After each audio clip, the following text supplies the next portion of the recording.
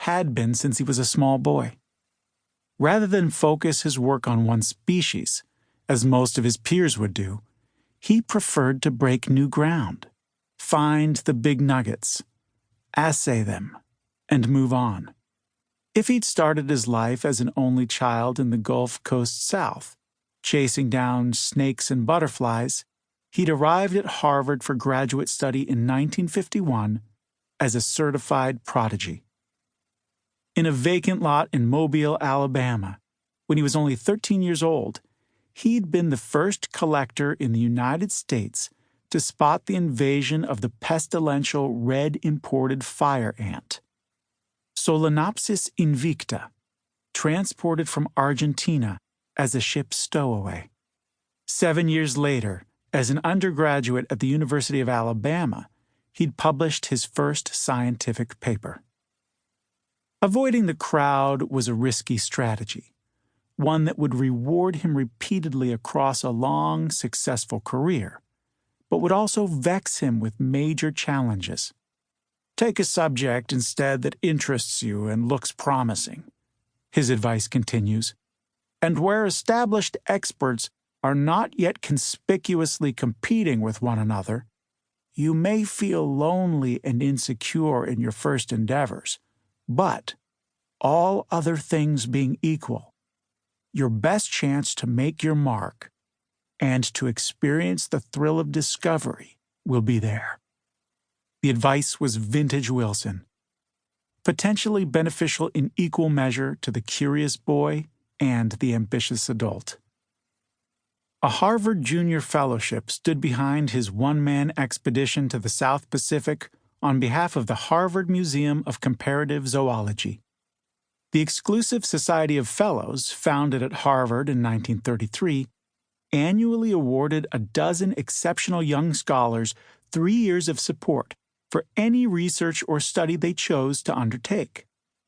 Across the decades, the ranks of Harvard senior and junior fellows have included such well-known leaders as the presidential advisor MacGeorge Bundy, the historian Crane Brinton, the Nobel laureate physicist and Manhattan Project veteran Norman Ramsey, the strategic analyst Daniel Ellsberg, the economist Carl Kazin, the transistor co-inventor John Bardeen, the artificial intelligence pioneer Marvin Minsky, the geographer and historian Jared Diamond, the behavioral psychologist B.F. Skinner, and the U.S. poet laureate Donald Hall.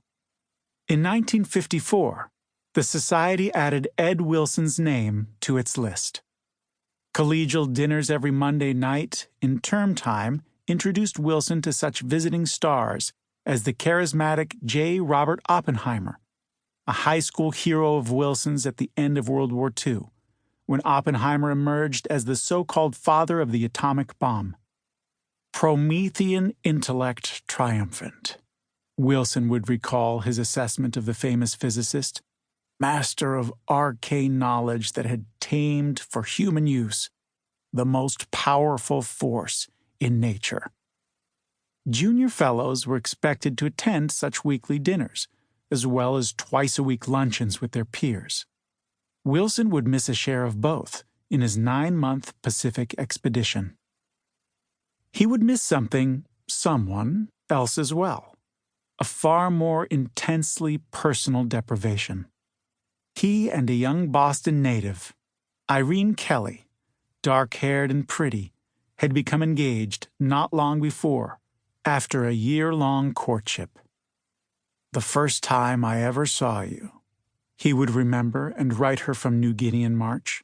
"You came down the steps from upstairs at Shirley Hayes.